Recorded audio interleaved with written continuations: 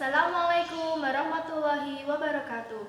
Musade, berkarakter, berbudaya. Hai anak-anakku kelas 9, bagaimanakah kabar kalian? Semoga kalian senantiasa diberikan kesehatan dan kelancaran dalam menjalani pembelajaran daring ini ya. Nah, pada kesempatan kali ini, Bu Eva akan menyampaikan materi tentang pengolahan daging dan ikan atau yang biasa disebut dengan hasil olahan peternakan dan perikanan. Kenapa sih kita harus mempelajari itu? Karena itu merupakan bahan makanan sehari-hari yang sering kita jumpai. Namun pada pertemuan kali ini, Bu Eva akan menjelaskan bagaimana bahan makanan tersebut menjadi makanan jadi itu harus dimulai dengan pengolahan. Kenapa kita harus tahu makanan itu pengolahannya seperti apa? Karena daging dan ikan itu berbeda dengan buah-buahan. Jika buah-buahan itu bisa dimakan langsung atau artinya segar, kalau daging dan ikan itu tidak boleh dimakan mentah. Walaupun ada ya beberapa makanan yang memanfaatkan daging mentah, tapi sebagian besar harus diolah terlebih dahulu.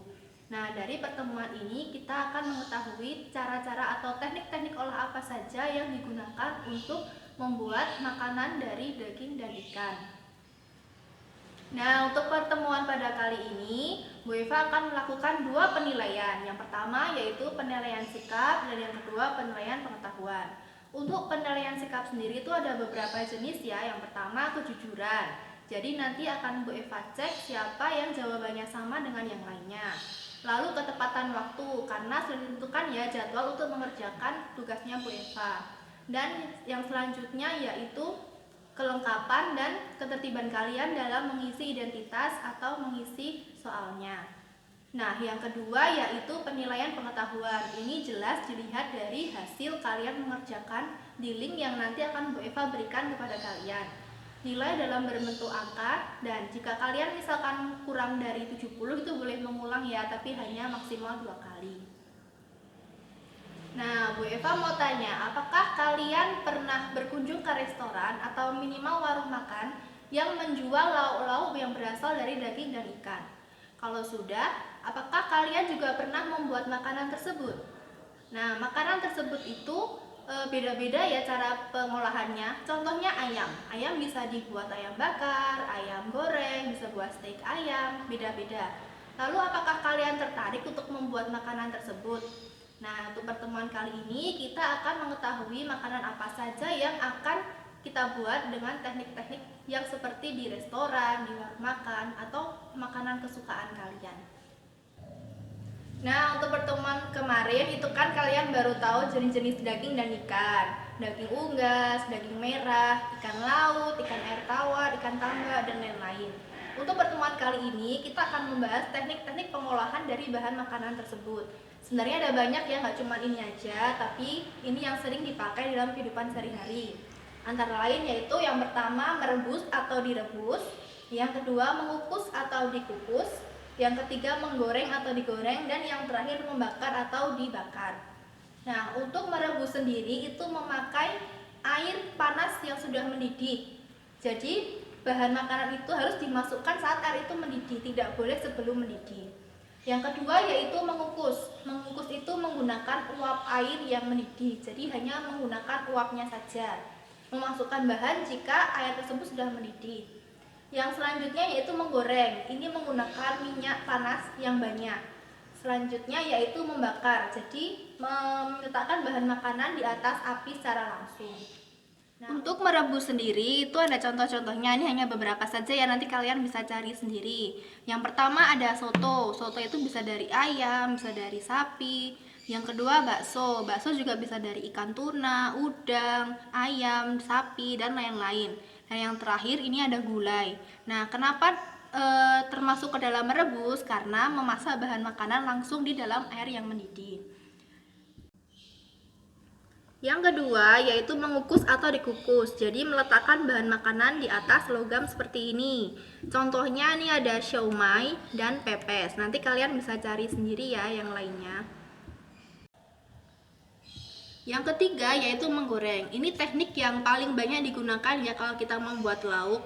Ini contohnya ada ikan goreng dan ayam goreng. Dan yang terakhir yaitu membakar atau dibakar. Ini contohnya seperti steak, sate, kalian juga bisa pakai ikan bakar, ayam bakar, dan lain-lain.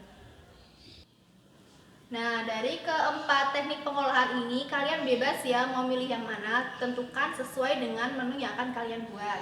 Namun, ada beberapa kelebihan dan kelemahan dari masing-masing teknik ini. Yang pertama, merebus. Merebus itu kelebihannya praktis ya, kita tidak perlu menggunakan alat yang sangat banyak. Namun, kelemahannya itu nanti zat gizinya itu bisa hilang karena larut dalam air yang sudah direbus. Yang selanjutnya yaitu mengukus. Mengukus itu merupakan teknik yang lumayan populer, namun ada beberapa kekurangan. Yang pertama yaitu kita harus beli alat yang ada logamnya seperti ini. Lalu untuk kelebihannya, makanan yang dikukus itu nutrisinya lebih terjaga. Selanjutnya digoreng. Digoreng itu kelebihannya rasanya enak ya, karena kan gurih gitu. Tapi kelemahan dari menggoreng itu karena minyaknya itu mengandung lemak, jadi kalau dikonsumsi secara banyak itu bisa mengakibatkan kolesterol. Yang terakhir yaitu membakar. Membakar juga membuat rasa itu menjadi enak, tapi untuk kekurangannya ada zat-zat yang bisa terkandung dalam makanan yang dibakar yang akan memicu penyakit kanker karena memicu karsinogenik seperti itu. Nah, itu tadi penjelasan dari Bu Eva tentang teknik pengolahan daging dan ikan. Kita mulai ke bagian kesimpulan ya.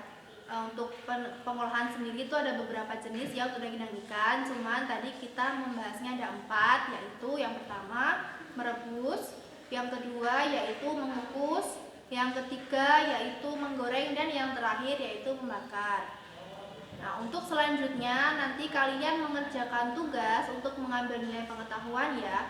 Kalian bisa klik link di bawah video ini di kolom deskripsi. Kalian kerjakan dan tentu ada nilai sikapnya juga ya, di mana ada nilai kejujuran, ketepatan waktu, lalu ada kesiapan kalian dalam mengerjakan. Jadi tidak asal mengerjakan link tersebut. Nah, itu tadi yang bisa Bu Eva sampaikan pada pertemuan kali ini. Semoga kita bisa bertemu di pertemuan selanjutnya. Saya akhiri. Wassalamualaikum warahmatullahi wabarakatuh.